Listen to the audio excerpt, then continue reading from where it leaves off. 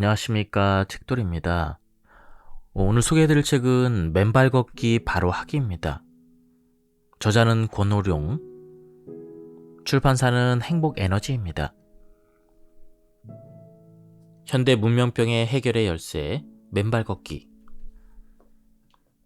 태초에 조물주가 설계한 옵션이 자연 상태의 맨발이었고, 인류의 질병이 자연을 외면하고 멀리한 대가라는 사실이 밝혀지고 있습니다.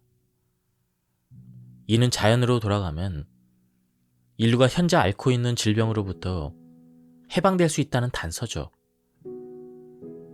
이를 통해 우리의 선구자들이 영감을 받아서 자연 회복의 가장 쉬운 방법이 맨발 걷기임을 통찰하고 세상에 알리기 시작했습니다.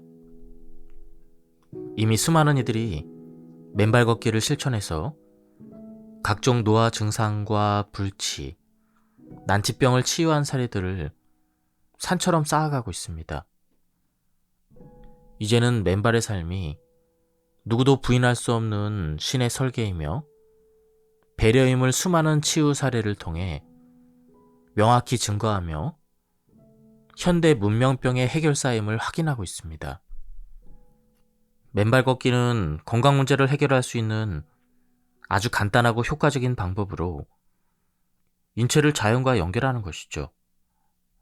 땅과 접촉하면 지표면의 자유전자가 몸으로 들어와 모든 질병의 주범인 활성산소를 중화하여 세포 손상을 줄이고 피가 맑아져 혈액순환이 좋아집니다.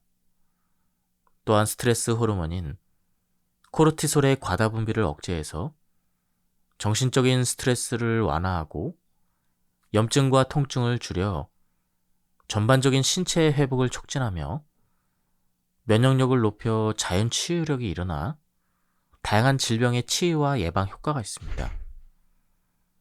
맨발 걷기는 운동이라기보다는 자연의 이치를 따르는 생명 활동이며 건강하게 살기 위한 절대적인 생활 방식이죠. 그래서 맨발 걷기는 생활 그 자체라고 할 수도 있습니다. 맨발 걷기는 각종 만성질환의 주요 원인인 활성산소를 제거하고 혈액을 맑게 하여 온몸 구석구석 순환이 원활하도록 돕죠. 이를 통해 신체의 건강을 회복시킬 뿐 아니라 스트레스 해소와 마음을 안정시켜서 정신 건강까지도 개선하는 인류 최고의 생명 회복 건강법이죠. 당뇨가 있으면 절대로 맨발 걷기를 하면 안 된다는 말 때문에 맨발 걷기를 못하는 분들이 많죠. 실제로 서독산의 맨발 숲길에서 맨발 걷기를 할 때 당뇨를 핑계로 맨발 걷기를 못한다는 분들이 정말로 많습니다.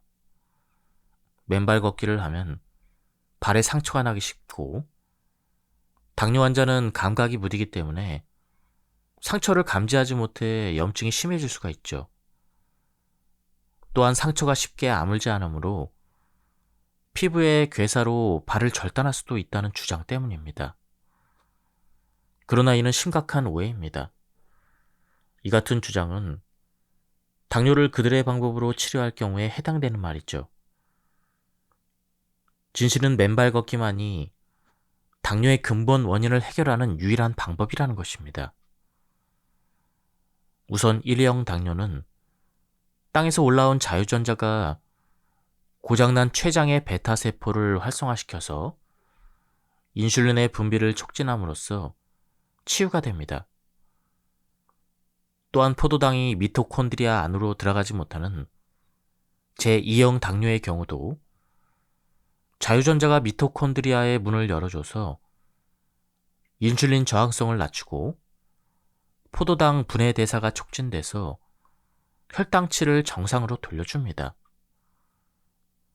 그뿐 아니라 글로불린 생성을 촉진시켜 면역력을 높여 염증이나 상처가 빠르게 나을 수가 있죠. 혹시나 맨발로 걷다가 상처가 생기는 일이 있더라도 천연 항생제인 자유전자와 흙의 미생물이 상처 치유를 돕습니다.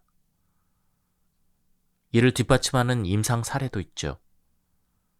실제로 당뇨는 맨발 걷기 치유 사례의 단골 주제입니다. 이제 당뇨가 있는 분들도 맨발 걷기로 새 인생을 열어보시기 바랍니다. 맨발 걷기의 암 치유 원리. 우리 몸은 정교한 전자장치와 같아서 모든 신경과 생물학적인 작용이 미세한 전기 신호로 이루어집니다. 그런데 현대인은 땀과 완전히 차단된 생활로 인체 전기 신호 전달 시스템에 문제가 발생하죠. 이는 전자제품이 접지가 안 되면 불안정한 동작을 하거나 자동차 엔진이 배기가스를 제대로 배출하지 못해 쉽게 고장이 나는 것과 유사합니다. 활성산소가 쉴 새 없이 생성되는 우리 몸은 접지가 차단되면 과도하게 축적되는 활성산소가 세포의 만성염증을 초래하고 유전자의 돌연변이로 암과 같은 난치성 질환을 유발하죠. 하지만 신발을 벗고 맨발로 땅과 접지하면 지구의 자유전자가 인체로 유입되어 활성산소를 중화시키고 자연스러운 생명 활동이 이루어집니다.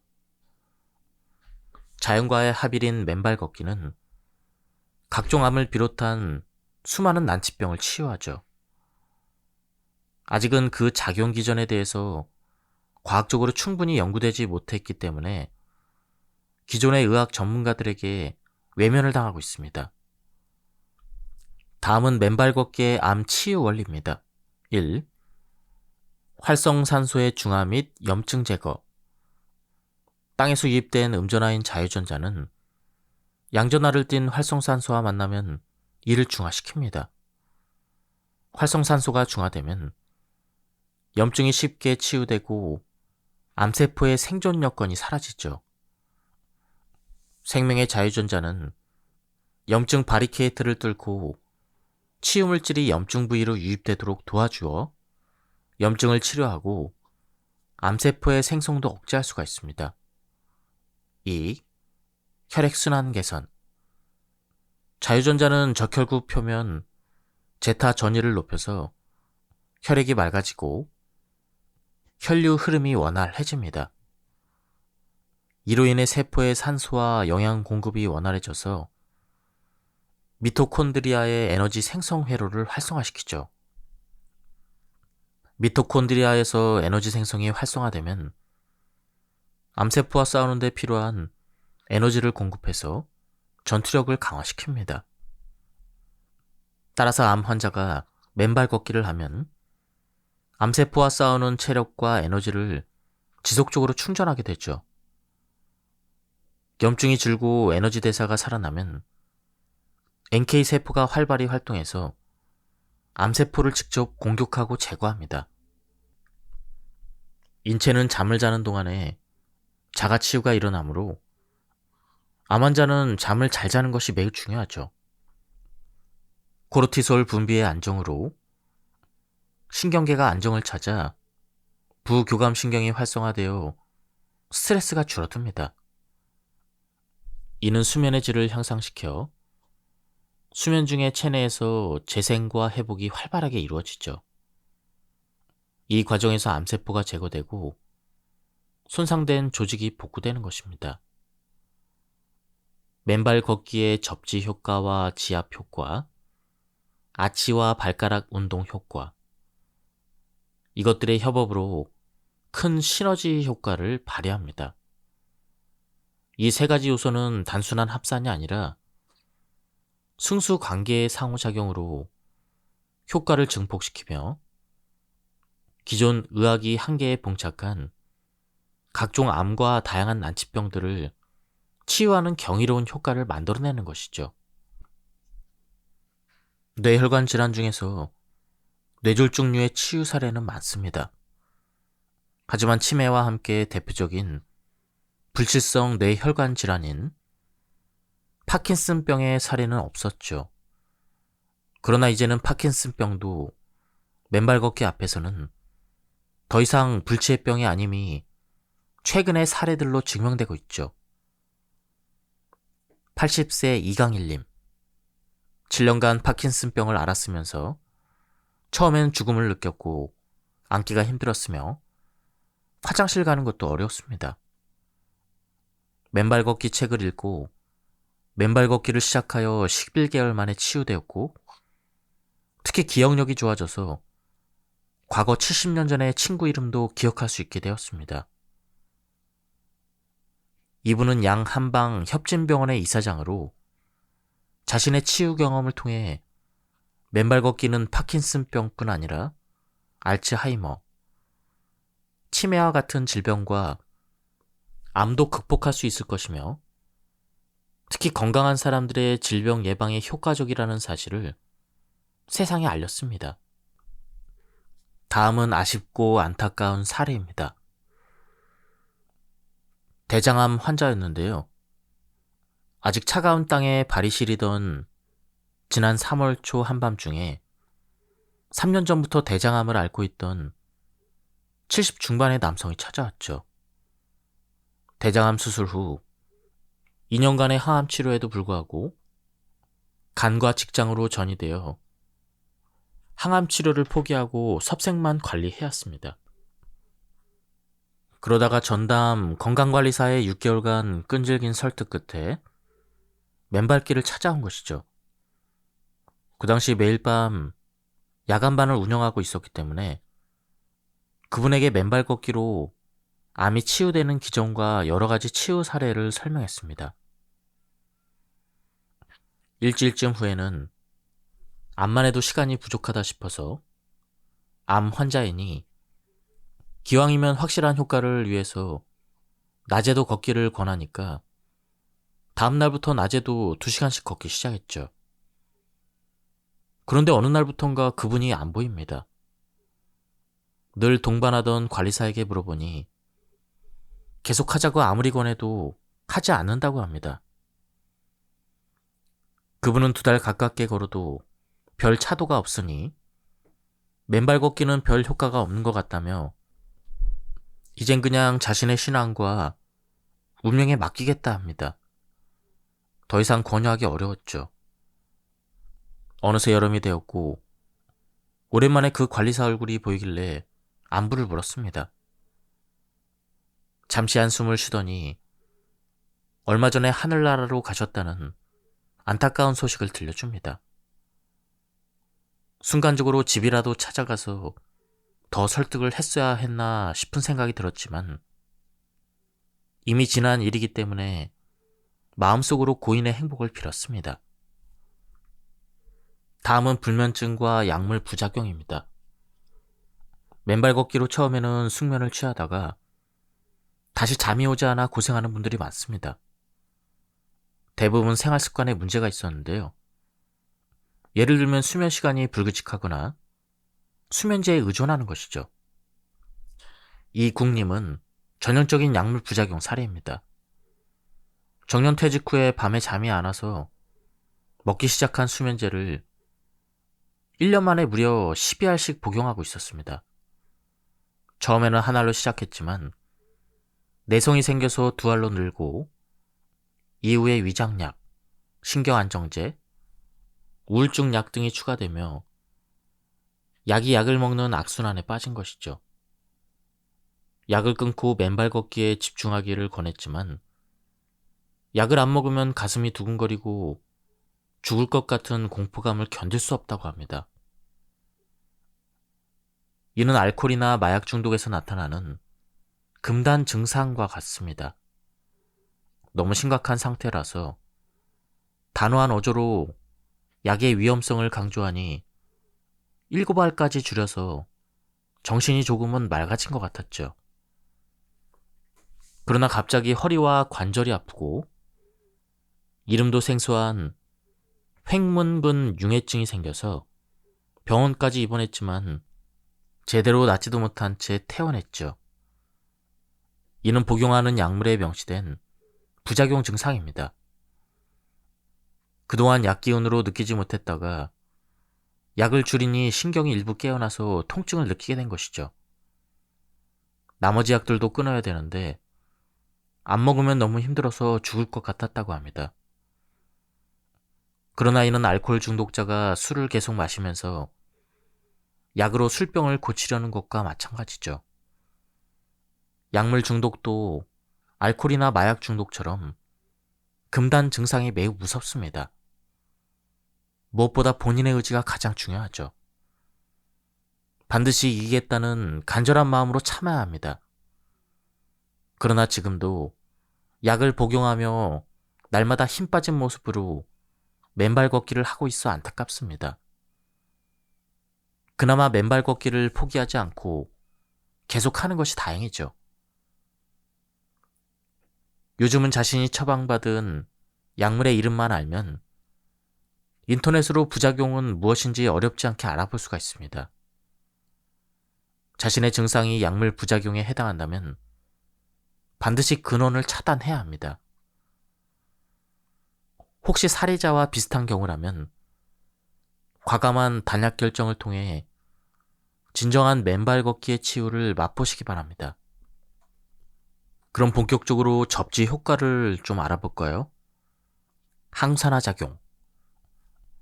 우리 몸에는 살아서 숨만 쉬기만 해도 생기는 활성산소가 있습니다. 이는 본래 외부의 침입자를 막아내거나 염증과 싸우기 위해서 생기지만 기능을 수행하는 과정에서 세포 내에 짝을 잃은 전자가 생겨 불안정한 상태가 되죠. 이 활성산소는 염증과 상처 주위에 바리케이트를 형성하며 치유물질의 출입을 차단하여 치유를 방해하고 만성염증을 만들어냅니다. 활성산소는 정기적으로 양전하를 띠고 있어서 땅으로부터 올라온 음전하인 자유전자와 만나면 정기적으로 중화돼서 안정 상태가 됐죠. 이것이 천연의 항산화제 효과입니다. 다음은 혈액 희석 작용입니다. 혈액은 인체 모든 조직의 생존 필수 원료인 산소와 영양을 실어 나르죠. 혈액 속의 적혈구가 그 역할을 합니다. 그런데 세월이 지나면 혈액이 오염되고 혼탁해지며 적혈구들이 들러붙어서 점성이 올라가 혈액순환에 장애가 생기고 이는 심장에도 무리를 주어서 다양한 심혈관 질환을 초래하죠. 적혈구는 표면에 제타전이라는 음전하를 띠고 있습니다. 제타전이가 높으면 적혈구 세포 간 서로 밀어내는 배척력이 강해서 세포 입자가 서로 들러붙지 못하게 하죠. 몸속에 활성산소가 늘어나면 제타전이는 낮아지고 적혈구들의 응집 현상으로 피가 끈적해지는 것입니다. 맨발로 접지하면 땅속의 음전하인 자유전자가 활성산소를 중화시키고 적혈구 표면에 제타전이를 충전시키죠.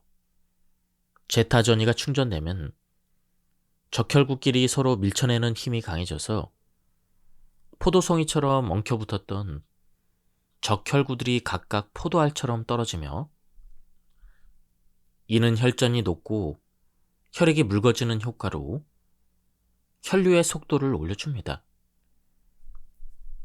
접지는 천연의 혈액 희석제이며 혈액순환이 개선되면 고혈압과 심뇌혈관 질환을 치유할 수가 있습니다.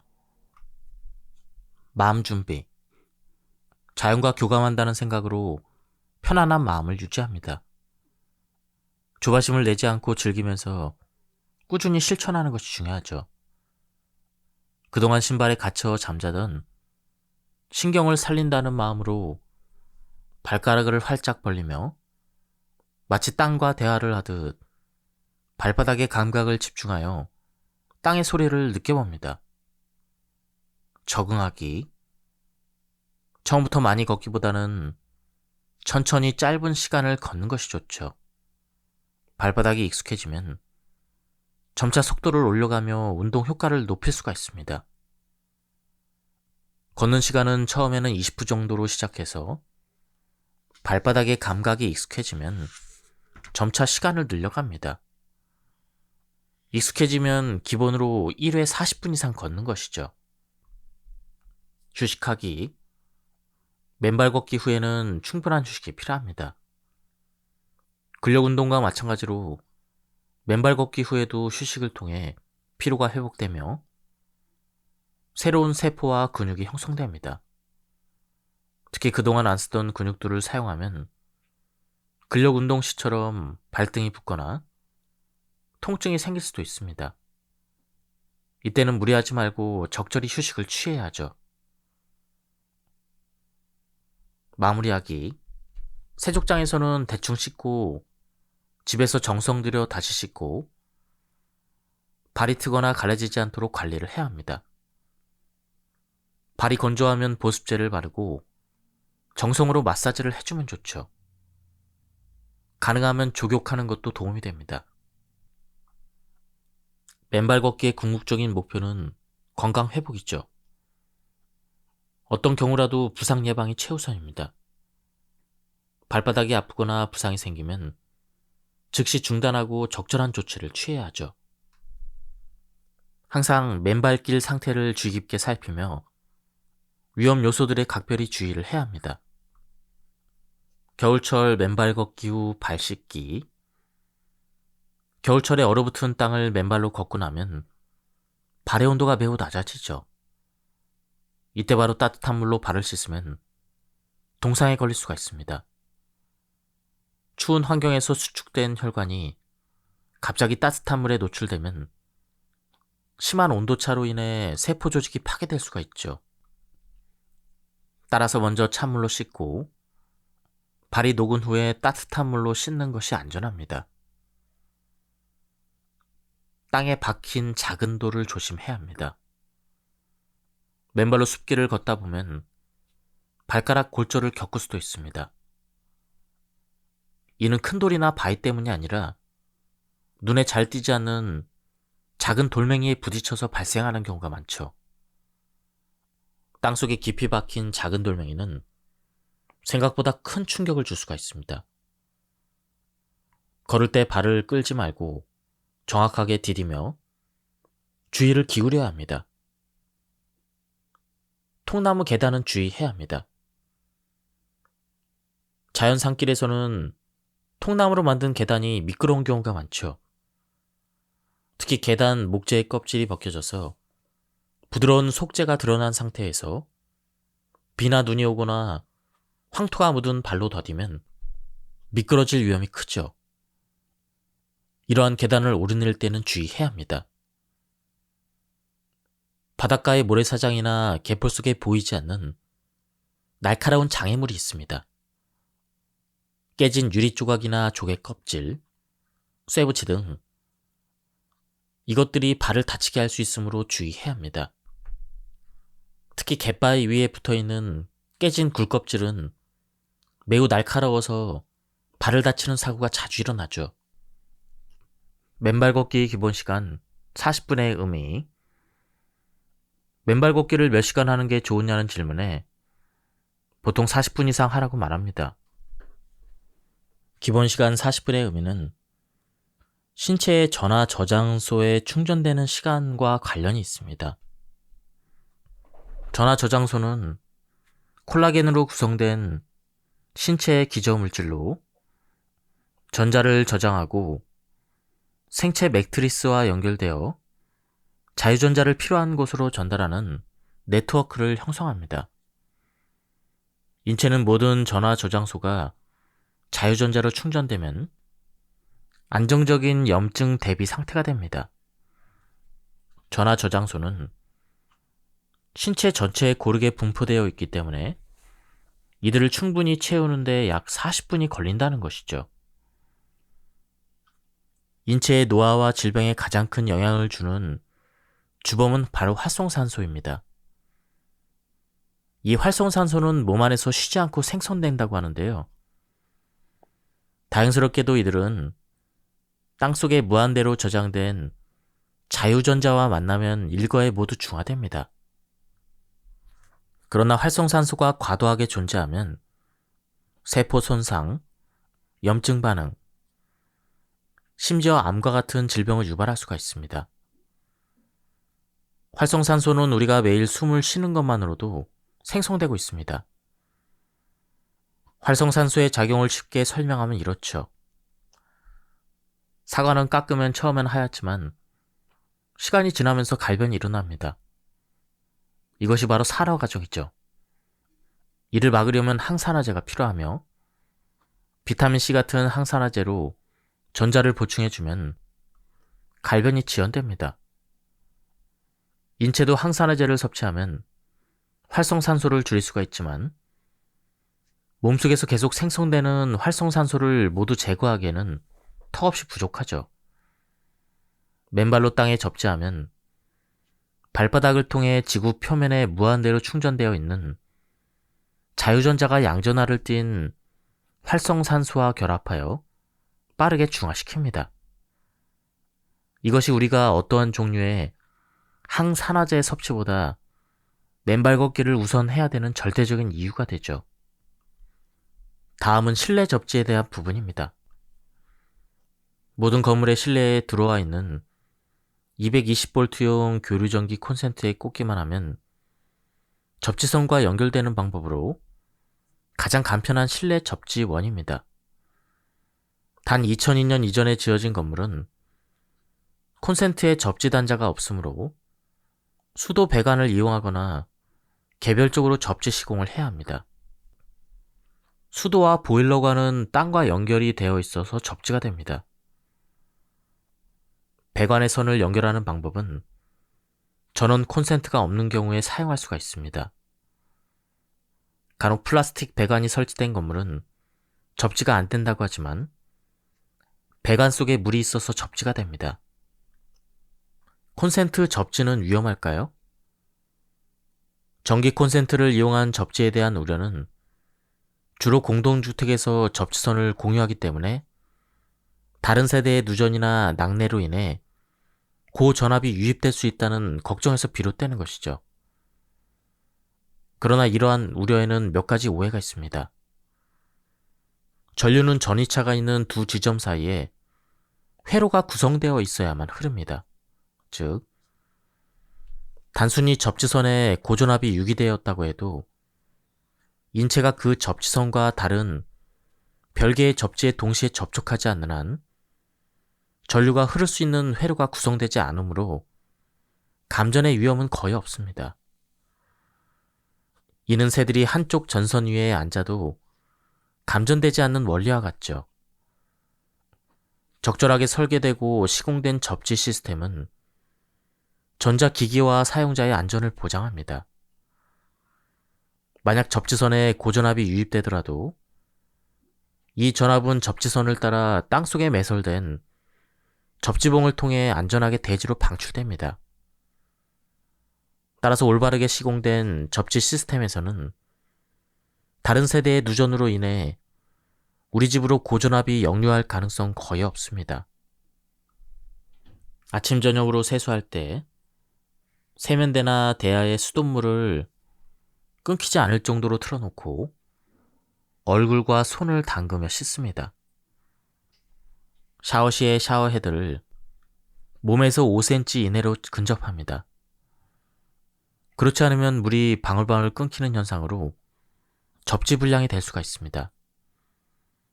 이때 샤워 호스의 금속 부분을 잡으면 확실히 접지가 됩니다. 용변 시에도 대부분의 화장실에는 변기 옆에 세면대가 있으므로 수도 꼭지를 손으로 움켜쥡니다. 꼭지 윗부분 손잡이는 접지가 안 되니까 밑부분을 잡습니다. 반신욕을 할 때는 욕조에 물을 받고 샤워 헤드나 접지 코드의 한쪽을 물에 담근 채 입욕하면 됩니다. 수도관이나 싱크볼은 기본적으로 접지가 되므로 고무장갑 없이 설거지하면 됩니다. 전철이나 기차를 타고 여행을 하면서도 접지를 할 수가 있습니다. 모든 철로는 기본적으로 땅에 깔려 있으며 레일과 세바퀴를 통해 자동적으로 접지가 됩니다. 따라서 차체에 부착된 금속 손잡이는 좋은 접지 도구가 되죠. 그러므로 전철이나 기차 안에서 차체와 연결된 금속 손잡이를 손으로 잡으면 편리하게 여행 중 활성산소의 축적을 막을 수가 있습니다. 황토가 무조건 좋은 것은 아닙니다. 황토는 밟을 때 감촉과 시각적인 효과 때문에 많이 선호되지만 흙마다 고유의 미네랄과 다양한 미생물을 함유하고 있으므로 각각의 장단점이 있습니다. 황토 성분만 특별히 효과가 더 좋다는 근거는 없죠. 접지는 흙의 종류보다 수분 함유량에 더 크게 좌우되므로 수분 유지가 잘 되는 자연 숲길이 더 좋죠. 운동장은 훌륭한 맨발 걷기 장소입니다. 운동장은 개방된 야외 공간이므로 라돈 수치는 실내보다 훨씬 낮고 기준치 이하로 안전합니다. 마사토도 수분만 있으면 접지가 잘 됩니다. 운동장은 접근성이 뛰어난 훌륭한 맨발 걷기 장소죠. 여럿이 이용하는 황토 족탕은 오염돼서 위험하다는 의견이 있는데요. 이는 잘못된 의견입니다. 황토의 자정작용으로 문제가 없죠. 황토에는 여러 가지 미네랄과 이로운 미생물이 존재하여 병원성 세균을 죽이는 자정작용이 뛰어납니다. 그러므로 황토족탕에 무좀균이나 각종 질환의 세균이 득실거린다는 말은 맞지 않습니다. 노화와 늙음은 분명한 차이가 있습니다. 노화는 피할 수 없는 자연의 섭리지만 늙음은 질병과 함께 나이 드는 것을 의미하죠. 맨발 걷기를 꾸준히 실천하면 자연스럽게 노화는 될지라도 늙지 않을 수가 있습니다. 맨발 걷기를 통해 건강하게 나이를 먹고 병에 걸리지 않는다면 이는 늙음을 통제하는 것이며 건강한 삶을 오랫동안 유지할 수 있음을 의미합니다. 세상은 내 마음대로 태어나고 죽는 게 아니라고 말합니다. 그러나 맨발 걷기를 꾸준히 실천하면 생과 사도 우리의 의지에 따라 바꿀 수가 있습니다. 비록 그 시기는 우리의 통제 밖에 있을지라도 삶과 죽음의 질을 개선할 수가 있습니다. 예를 들면 임산부가 맨발 걷기를 하면 본인의 건강은 물론 건강한 아이를 순산하게 됐죠. 또한 맨발 걷기를 실천하면 죽는 날까지 건강하게 살다가 동백꽃 같은 존엄한 죽음을 맞이할 수가 있습니다. 이는 맨발 걷기를 통해 온전한 생로병사 모두를 변화시킬 수 있음을 말하는 것이죠. 그러므로 맨발 걷기는 단순한 건강관리를 넘어 인생 전체를 바꿀 수 있는 결정적인 삶의 방식입니다. 맨발로 대지와 접촉함으로써 우리의 몸은 지구의 자연 에너지를 받아들이고 활성산소를 줄여 염증성 질환을 예방하고 치유할 수가 있습니다. 많은 사람들이 맨발길에서 만나는 지렁이나 곤충을 두려워합니다. 이는 자연에 대한 잘못된 선입견을 가지고 있기 때문이죠. 벌레도 자연에서 우리와 함께 살아가는 생명체라는 사실을 받아들이면 두려움을 줄일 수가 있습니다. 벌레를 두려워하는 마음은 자신이 벌레와 다르다고 생각하기 때문이죠. 우주 자연에서 벌레와 우리가 하나라는 인식을 가지면 두려움은 사라지게 됩니다. 성급한 욕심은 과유불급입니다. 우리 몸은 들어온 것이 있으면 배출하고 활동한 후에는 휴식이 필요한 시스템으로 설계되어 있죠. 그러나 우리의 생활을 보면 몸의 자연 시스템에 반하는 방식으로 살고 있습니다. 몸을 만드는 재료인 음식은 탄수화물, 단백질, 지방, 비타민과 무기질, 물 등의 영양소가 잘 조화돼야 합니다.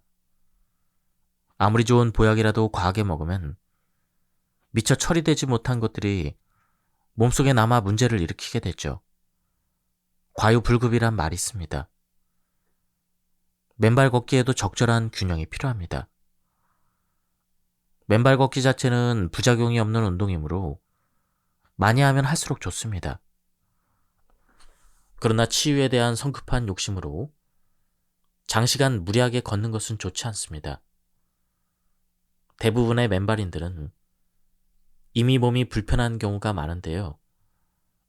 이런 분들이 한꺼번에 너무 많이 걷거나 거친 산길을 걸으면 몸에 무리가 갈 수밖에 없습니다. 인체는 감당할 수 있는 이상의 부하가 걸리면 결국 고장이 납니다. 따라서 오랜 시간 동안 쉬지 않고 걷기보다는 한두 시간씩 끊어서 충분한 휴식을 취하며 걷는 것이 좋죠. 어떤 운동이든 좋다고 무리하게 하면 피로가 누적되어 몸이 고장나기 쉽습니다. 특히 끝난 후에는 휴식이 필수죠. 쉬는 동안 몸이 회복될 시간을 줘야 치유 효과를 높일 수가 있습니다. 가끔 맨발로 걷고 나서 운동량이 부족한 것 같다며 다시 신발을 신고 맨발길이 아닌 일반 코스로 연장해서 걷는 모습을 보죠. 예를 들면 맨발로 2, 3km 정도는 걷고서 운동량이 부족하다며 인근의 다른 산으로 신발을 신고 2시간 걷죠. 그러다 다시 신발끈을 매는 그 순간부터 몸속의 활성산소가 다시 축적되기 시작합니다. 이는 애써서 번 돈을 저축하지 않고 바로 써버려서 돈을 모을 수 없는 것과 같은 이치죠. 그러므로 맨발로 걷는 시간과 거리가 부족하다면 차라리 한두 바퀴 더 도는 것이 현명합니다.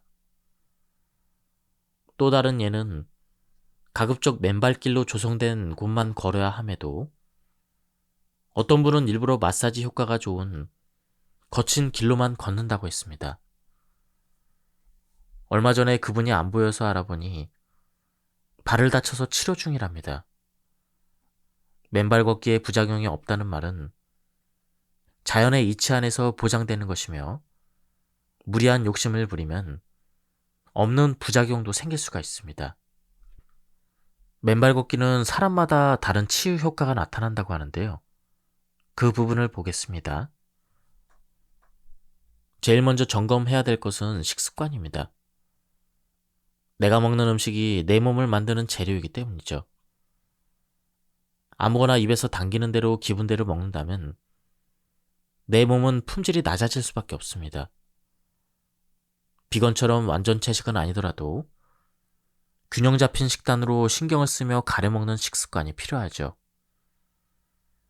식습관 못지않게 수면의 질은 치유에 있어서 매우 중요한 요소입니다. 신체는 잠을 자는 동안 스스로 회복하는 치유의 기능을 수행하기 때문이죠. 규칙적이고 충분한 수면은 치유의 필수입니다. 그러므로 불면증이 있다면 그만큼 회복 속도가 느려지게 됩니다. 이런 경우는 수면부터 개선을 해야 하죠. 식단과 수면에 이어서 생각 또한 치유에 큰 영향을 미칩니다. 몸이 아프다고 해서 단순히 육체적인 치료만을 생각하면 치유되기 힘든 경우가 많이 있죠. 스트레스가 만병의 근원이라는 말은 그만큼 정신적인 요소도 중요하다는 이야기입니다. 그러므로 긍정적인 마음으로 치유에 임하는 사람은 빠른 회복을 경험할 수가 있습니다. 이는 플라시보 효과처럼 마음이 치유에 미치는 영향이 상당하다는 것을 보여주죠. 전립선 암 말기였던 박성태님의 사례가 대표적입니다. 박동창 선생님의 책을 읽고 맨발 걷기를 시작하게 되었죠. 그리고 오직 나는 낫는다는 신념 하나로 맨발 걷기를 실천한 결과 불과 2개월 만에 PSA 수치가 935에서 0.059로 떨어졌고 암이 치유되는 기적을 경험했습니다. 이는 치유에 임하는 마음가짐이 얼마나 중요한지를 잘 보여주는 사례죠. 생활 습관도 매우 중요합니다. 우리 몸에 질병이 생긴 것은 신발을 신고 살면서 땀과 차단된 생활로 인한 것입니다. 그러므로 맨발 걷기를 마치고 다시 꼭 맞는 신발을 신으면 치유 효과가 떨어질 수가 있습니다. 이는 마치 밑 빠진 독에 물을 붓는 것과 마찬가지죠. 신발을 신는 습관으로 생긴 병을 고치려면 일상에서 가급적 신발을 신지 않거나 신더라도 큰 신발을 신도록 노력해야 합니다. 또한 그동안 아무런 효과가 없었던 기존의 치료법에 여전히 매달려서 약이나 영양제에 의존하면 치료 효과는 제한적일 수밖에 없습니다. 특히 고혈압이나 당뇨, 고지혈 등은 증상을 고치는 것이 아니라 수치만 관리하는 약물을 계속 복용하면서 맨발 걷기를 하는 경우 치유 효과가 반감될 수가 있습니다. 지금까지 이 책에 대한 리뷰를 모두 마쳤습니다. 이 책은 맨발 걷기에 대한 기초 지식뿐만 아니라 지금 현재 맨발 걷기를 하고 계신 분들에게도 필요한 고급 정보들이 많이 있었습니다. 한번 책을 구해서 읽어보실 것을 추천드립니다. 여기서 리뷰를 마치도록 하겠습니다. 감사합니다.